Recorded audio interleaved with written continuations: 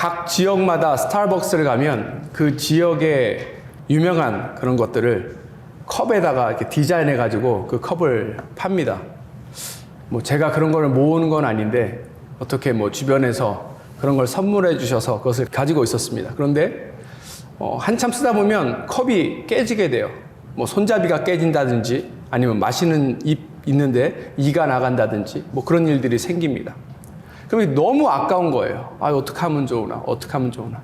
한번 깨진 그릇은 사용할 수 없나 이런 생각이 들었는데 그때쯤에 제가 아주 신기한 것 하나를 발견했습니다. 그것이 뭐냐면 일본에서 하는 건데 킨츠기 기법이라는 것이 있습니다. 킨츠기 기법이 뭐냐면 깨진 도자기에 금을 붙여서 더 아름답게 하는 거예요. 이걸 통해서 제가 엄청난 것을 깨닫게 되었어요. 결함에서도 부족함에서도 우리가 아름다움을 찾을 수 있구나 라는 생각이 들었습니다. 오늘 본문에 딱 어울리는 예 같아 보였습니다. 오늘 본문을 보니까 한 개인이 하나님의 은혜로 회복되었습니다. 그리고 한 민족이 하나님의 은혜로 회복되었어요. 그리고 그 한 영혼을 통하여서 전체 도시와 성읍이 변화된 것을 우리가 살펴보았습니다. 오늘 성경의 메시지는 우리에게 명확하게 알려줍니다. 연약하고 부족하고 실패하였어도 하나님의 은혜로 이 모든 것들이 회복될 수 있다라는 사실입니다. 근데 회복에 있어서 중요한 부분이 있어요. 우리 스스로는 결코 회복할 수 없습니다. 우리의 능력으로는 회복하는 것이 불가능해요. 그런데 정확히는 십자가의 능력으로 우리가 회복을 얻었고 하나님의 은혜를 통하여서 우리가 회복된 것입니다. 그렇다면 어떻게 우리가 다시금 하나님의 은혜를 얻으며 나아갈 수 있는 것인가 이 시간을 통하여서 함께 살펴보기를 원합니다. 첫 번째, 하나님의 은혜를 다시 얻기 위해서 우리는 하나님과 친밀해집니다. 우리가 지난 시간에 요나서 2장을 봤는데 요나서 2장에 보면 요나가 물에 빠진 이후에 물고기 뱃속에 들어가게 됩니다. 그곳에서 하나님 앞에 회개하고 그곳에서 하나님께 기도하고 그 결과 요나가 물고기 밖으로 나왔죠. 이 물고기 사건 이후에 이 요나에게 어떤 일이 다시금 일어났는가 1절 보도록 하겠습니다. 여호와의 말씀이 두 번째로 요나에게 임하니라 이르시되 어떤 일이 일어났어요? 하나님께서 다시 요나에게 말씀을 전해주고 계시는 거예요. 근데 그 내용이 무엇인가? 2절 보도록 하겠습니다. 일어나 저 큰 성읍 니느웨로 가서 내가 내게 명한 바를 그들에게 선포하라 하신지라. 우리가 요나서를 지금부터 1장, 2장, 오늘 3장까지 보고 계시는데 이 2절은 요나서 1장 2절의 그 부분과 거의 정확하게 일치합니다. 하나님께서 요나서 1장에서 요나에게 명령하신 것과 지금 요나가 물고기 뱃속에 들어갔다 나온 이후에 동일하게 하나님께서 말씀하시는 거예요. 그 내용은 무엇입니까? 일어나서 가서 선포하라는 것입니다. 어디에요? 니느웨에 가서 니느웨에게 하나님의 심판이 곧 임했다는 것을 선포하라 라고 동일한 메시지를 지금 주고 계십니다. 1장에서는 요나가 이 말씀을 하나님부터 들은 이후에 무엇을 했죠? 하나님 말씀에 불순종하고 하나님의 그 통제로부터 벗어나기 위해서 멀리 다시스로 도망가려고 그렇게 시도를 했습니다. 근데 오늘 3장에서 하나님께서 동일한 말씀을 하고 계시는데 이때 요나의 반응은 어떻죠? 3절 상반부 보도록 하겠습니다. 요나가 여호와의 말씀대로 일어나서 니느웨로 가니라. 이번에는 요나가 하나님 말씀에 순종해서 어디로 가요? 니느웨로 가요. 우리가 여기서 질문해봐야 합니다. 왜 1장에서는 요나가 하나님의 말씀을 듣고 불순종했는데 왜 3장에서는 요나가 하나님의 말씀을 듣고 하나님 말씀에 순종하는가? 요나에 있어서 요나의 그 심령에 있어서 어떠한 변화가 있었길래 요나가 순종하며 나아갈 수 있었을까? 우리가 이것을 생각해 봐야 합니다. 뭐 어떤 사람 이렇게 이야기할 수 있어요. 요나가 고생했잖아요. 하나님 벗어나서 살다가 큰 태풍도 만나고 물에 빠져 죽을 뻔하기도 하고 물고기 뱃속에도 들어가고 그래서 고난을 겪었잖아요. 그래서 이제 요나가 순종한 게 아닐까요? 이렇게 물어봅니다. 그러면 제가 여러분들에게 다시금 역질문하겠습니다. 우리 삶이 고되고 힘들면 우리가 다 하나님 잘 믿고 하나님 잘 따릅니까? 아니죠. 아니죠. 어떤 사람은 그 고난을 계기로 하나님을 만나고 하나님을 잘 따르는 사람도 있겠지만 대부분의 사람은 그때 그 어려움, 고난, 아픔 이것에 벗어나는 데만 집중해서 하나님 이 어려움들 지나가게 하시면 제가 하나님 일 더 열심히 할게요. 제가 열심히 순종해서 믿음 생활하겠습니다. 하지만 다시금 옛 생활로 돌아오는 것을 우리가 너무나도 많이 봐왔습니다. 이런 어려움이라든지 고생이 요나의 삶을 바꾼 것이 아니에요. 요나는 어디서 하나님의 이 말씀을 들었을까요? 요나가 물고기 뱃속에서 나오자마자 이 말씀을 들었을까요? 아니면 요나가 물고기 뱃속에서 나온 이후에 예루살렘에 들어가서 자기 집에 있다가 들었을까요? 어디서 언제 이 하나님의 말씀을 들었을까요? 그 힌트는 2장 4절에 있습니다. 내가 말하기를 내가 주의 목전에서 쫓겨났을지라도 다시 주의 성전을 바라보겠다 하였나이다. 요나가 물고기 뱃속에서 하나님께 드린 기도 내용이에요. 자기가 하나님을 떠난 것을 알고 있습니다. 하나님의 은혜에서 벗어난 것을 알고 있어요. 요나가 기도한 내용은 내가 만약에 하나님으로부터 두 번째 기회, 세컨드 찬스를 갖게 된다면 자기는 하나님 앞에서 예배하겠다는 거예요. 하나님 계신 그곳에 온전히 거하며 살겠습니다 라고 이야기했던 것입니다. 그렇다면 요나가 물고기 뱃속에서 나오면 어디로 갔을 거라고 추측하세요? 당연히 성전에 갔을 것입니다. 오늘 하나님께서 요나에게 이 말씀을 언제 주셨냐면 요나가 다시금 하나님 성전에서 기도하고 있을 때 하나님께서 이 말씀을 주신 것입니다. 그렇다면 요나는 단순히 자기가 고난받고 어려움을 겪고 하나님을 피해봤더니 심판받았다. 그래서 하나님 말씀을 순종하는 것이 아니라 그 영혼이 온전히 회복되어서 하나님 전에 나아가서 하나님 앞에 기도하고 하나님 앞에 예배할 때 하나님께서 그의 음성을 들려주셨기 때문에 그가 성령 충만하여 하나님의 음성에 순종하고 나아갔던 것입니다. 우리가 이것을 잘 기억해야 해요. 요나는 무엇이 바뀌었냐라고 질문한다면 그와 하나님의 관계가 바뀌었습니다 라고 우리가 이야기할 수 있는 거예요. 하나님과 요나의 관계가 온전히 회복된 것입니다. 처음 불순종할 때는요, 그 관계가 깨져 있었던 것이죠. 그러니까 요나가 어떻게 해요? 하나님 말씀에, 하나님 계획에 신뢰하지 않아요. 그리고 하나님의 음성을 듣기보다는 세상의 음성 혹은 자신의 내면에 있는 그 음성을 듣고 행합니다. 그리고 자신 안에 있는 그 욕심과 그 탐욕에 따라서 살아가는 거예요. 사랑하는 성도 여러분, 하나님을 모르는 수많은 사람들이 이와 같이 행동하는 것입니다. 왜 세상 사람들은 분명히 살아계신 하나님을 보고 하나님 안 계십니다 라고 이야기할까요? 특별히 자기가 세상에서 많이 배웠고 많은 지식이 있다라고 생각하는 사람들이 하나님 안 계셔, 과학적으로 하나님 계신 것을 증명할 수 없어 라고 이야기합니다. 왜 그럴까요?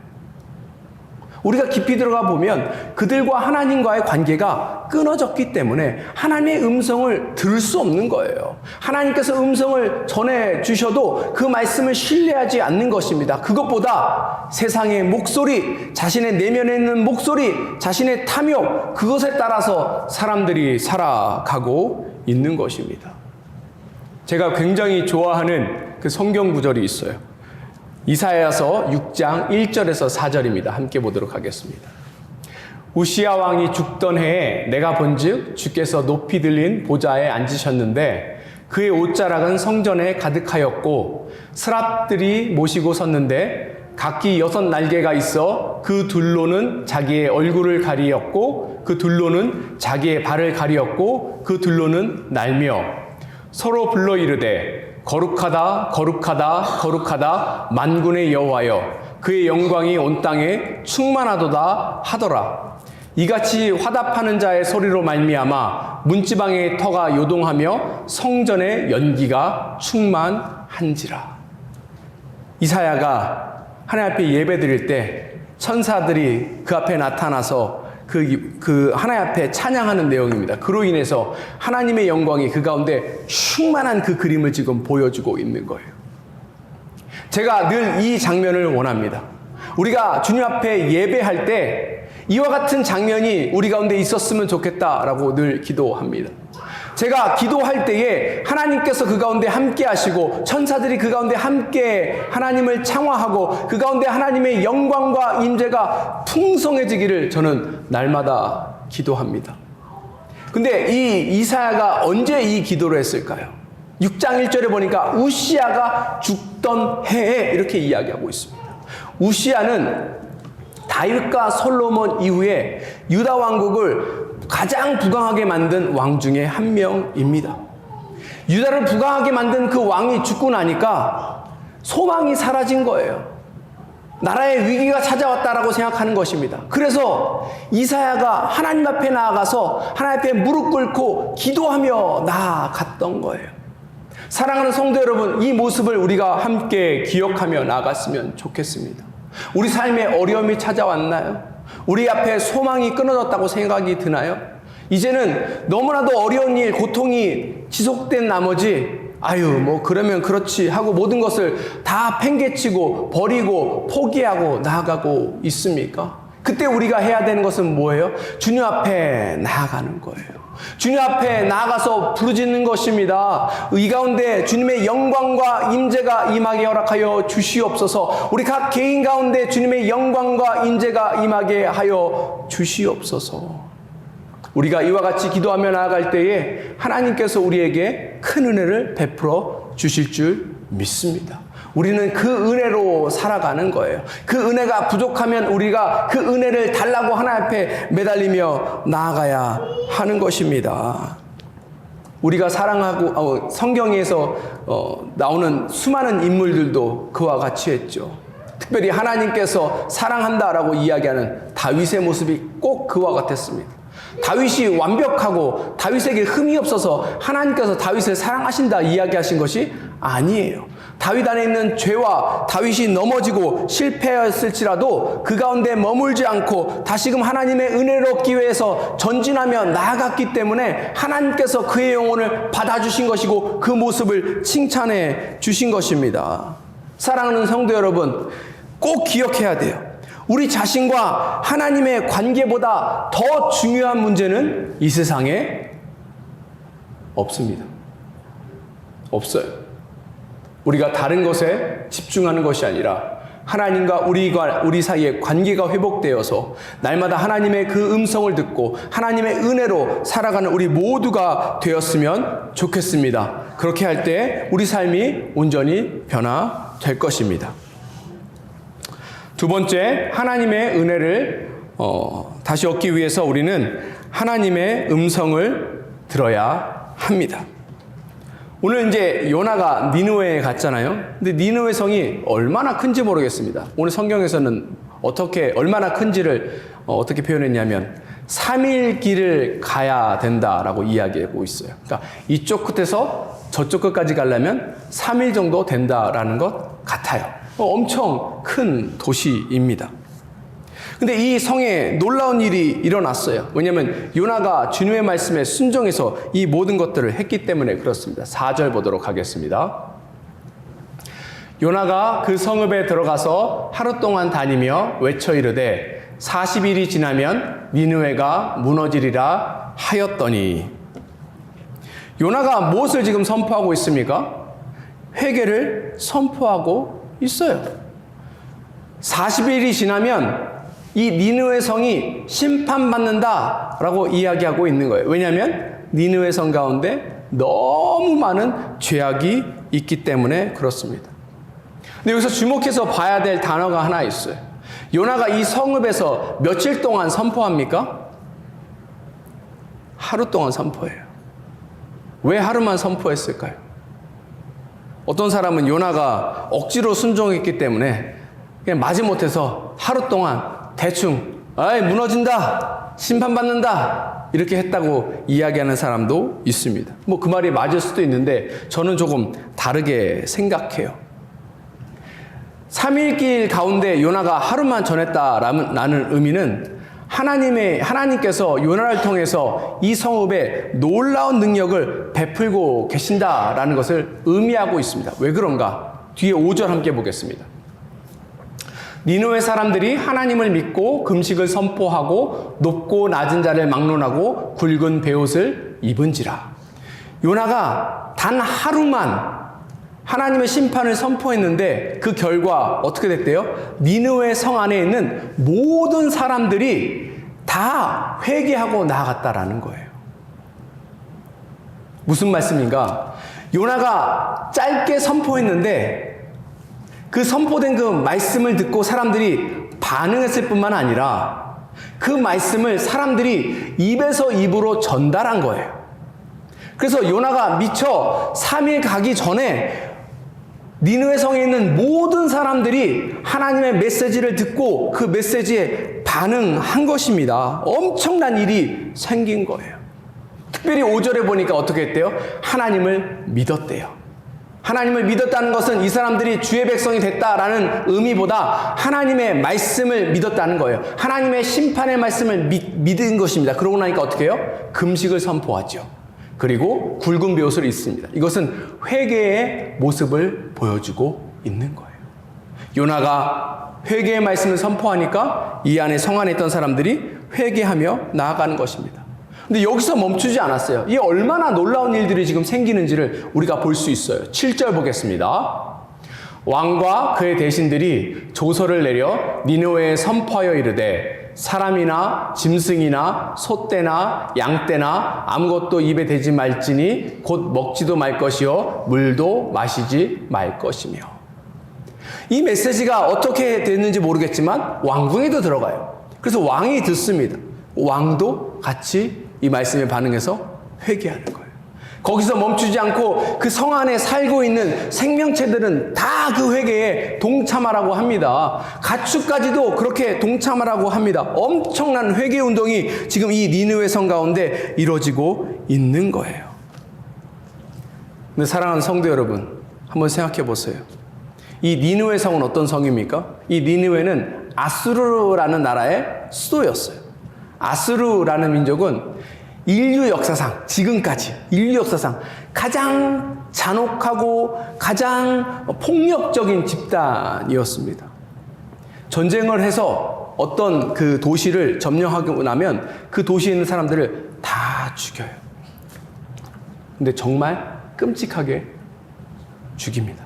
창으로 사람을 꽂아서 죽이고 그것을 이렇게 디스플레이 할 정도로 굉장히 악독한 그런 나라였어요.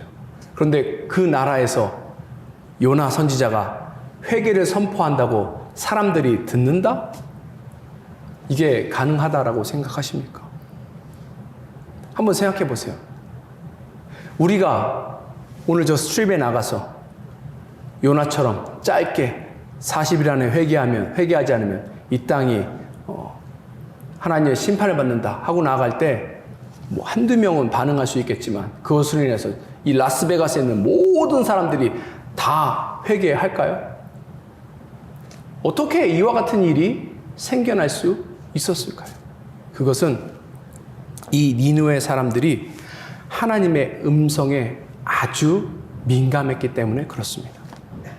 역사학자에 따르면 요나가 이 회개의 선포를 할 때쯤에 이 니느웨에 어떤 일이 일어났었냐면 아주 심한 기근과 뭐 자연재해, 지진 이런 것들이 계속해서 일어나고 있던 상황이었다라고 합니다. 그리고 주변에 있는 민족들로부터 계속해서 위협받고 공격받고 있는 그런 상황이었다라고 합니다. 계속해서 고난과 아픔이 있으니까 이 사람들의 마음이 가난해진 거예요. 왜 이와 같은 일들이 벌어지지? 왜 계속 이렇게 어렵지? 하던 찰나에 요나 선지자의 이 회개의 선포를 통해서 이것이 하나님께서 우리를 심판하시기 위해서 하시는 일들이구나라는 것을 알아차리고 돌이킨 것입니다. 이것이 굉장히 중요한 거예요.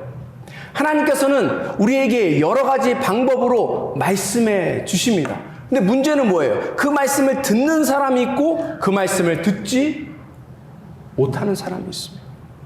그 말씀을 듣는 사람이 변화되는 거예요. 그 말씀을 들어야 회복되는 것입니다. 그 말씀을 들어야 살아날 수 있는 것입니다.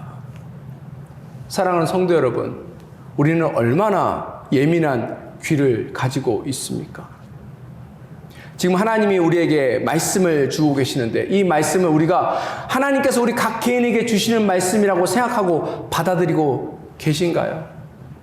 그 밖에 하나님께서 여러 가지 루트로 우리에게 말씀하시는데 그 말씀을 들을 때에 그것이 하나님께서 우리 개인에게 주시는 말씀이다라고 아주 예민하고 민감하게 반응해서 그 말씀에 반응하십니까? 그래야 우리가 회복될 수 있는 거예요. 그래야 우리가 하나님의 은혜 가운데 살아갈 수 있는 것입니다. 예전에 한 교수님께서 자기 집에 비싼 오디오 시스템이 있다고 저희를 초청해 주신 적이 있습니다. 그러면서 막 보여주셨어요. 근데 저는 세상 말로 막귀라서 잘 모릅니다. 그게 뭔지도 모르고 얼마나 비싼지도 모르는데 엄청 비싸다고 막 얘기하면서 근데 그 오디오만 놓으면 안 되고 스피커도 좋은 걸 놔야 되고 스피커를 아무 데나 두는 것이 아니라 이 소리의 움직임에 따라서 잘 놔둬야 된다고 막 자랑하셨어요. 그래서 제가 여쭤봤습니다.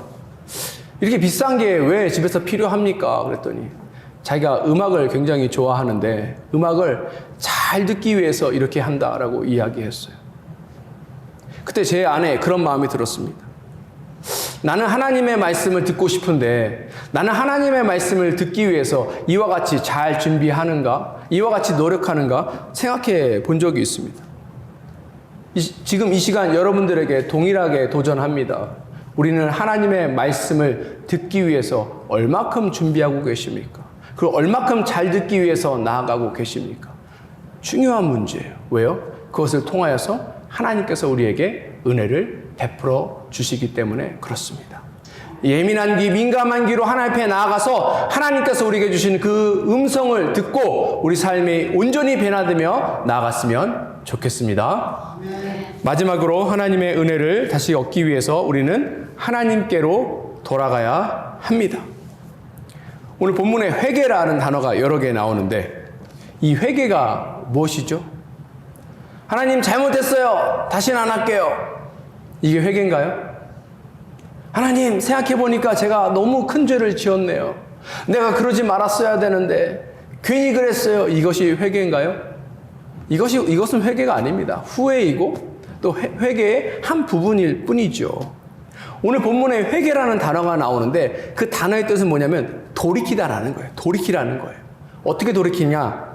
옛집을 파괴하고 하나님과 연결되어 있는 새로운 집으로 돌아오라 라는 그런 뜻을 가지고 있습니다. 특별히 이 니느웨 성이 무엇을 돌이켜야 하는가 8절 후반부 보도록 하겠습니다. 각기 악한 길과 손으로 행한 강포에서 떠날 것이라. 앞에 제가 말씀드렸죠. 이 니느웨가 이 아수르 사람들이 얼마나 포악하고 악한 민족인지를 설명해 드렸습니다. 그들이 행한 그 모든 것으로부터 돌이키라는 거예요. 그들이 행한 그 악한 것을 이제는 끊고 그렇게 나가지 말라라고 이야기하고 있는 것입니다. 우리는 주님 앞에 회개한다라고 이야기하는데 이 회개가 굉장히 중요한 문제이고 중요한 이슈입니다.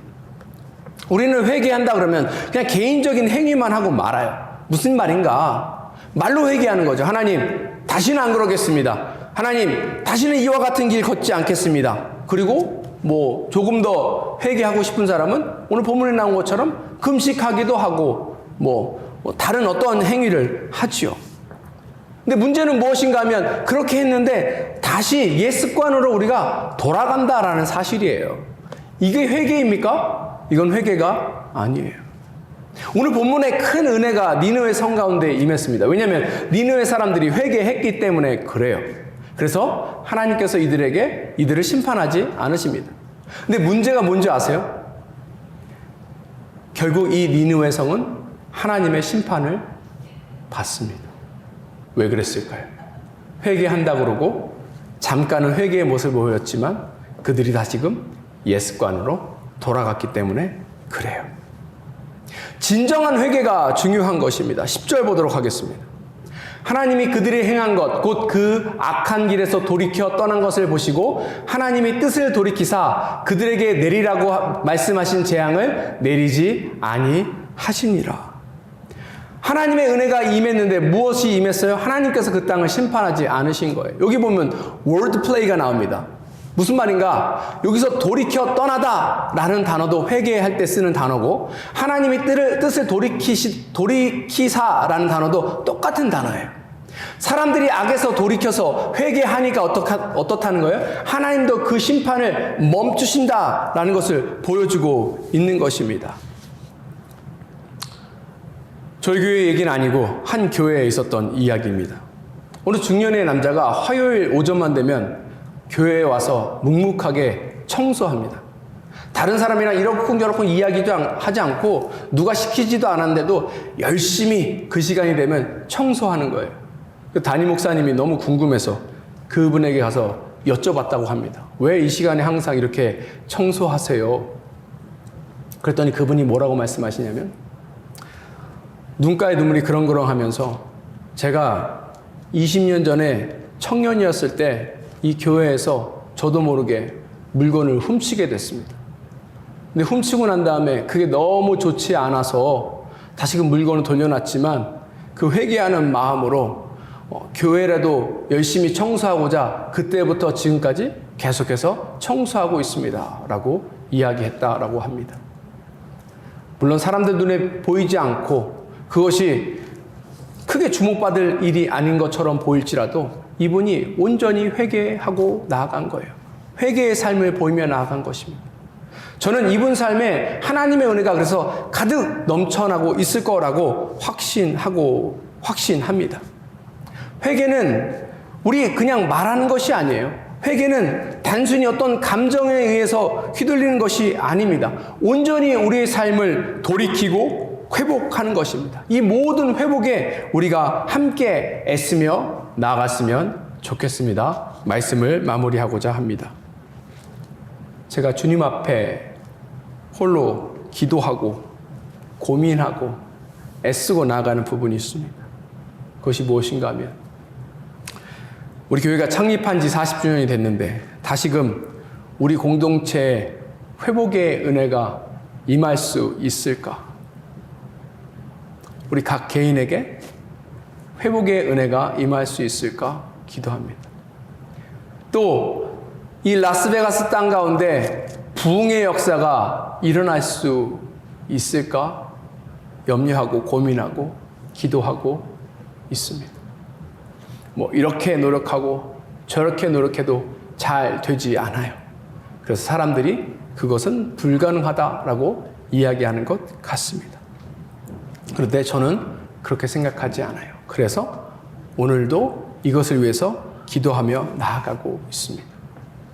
특별히 그것과 관련해서 오늘 말씀을 보면서 가장 제 마음을 울렸던 구절이 있습니다. 8절 상반부인데요. 사람이든지 짐승이든지 다 굵은 베옷을 입을 것이요 힘써 하나님께 부르짖을 것이며 이것이 가장 중요한 키포인트라고 생각합니다. 힘써 하나님께 부르짖는 그것 외에는 아무 방법이 없겠다라는 생각이 듭니다. 우리가 힘써 하나님 앞에 부르짖을 때에 하나님께서 우리의 형편을 아시기에 우리의 삶을 회복시켜 주실 줄 믿습니다. 우리가 함께 주님 앞에 부르짖으며 나아갈 때에 하나님께서 우리 공동체의 회복을 허락하실 것입니다. 그리고 우리가 함께 하나님 앞에 부르짖으며 나아갈 때에 이 라스베가스 땅이 변화될 줄 믿습니다. 이 모든 것에 우리가 함께 동참하며 나아갔으면 좋겠습니다. 우리가 함께 기도함으로 이 땅이 변화되었으면 좋겠습니다.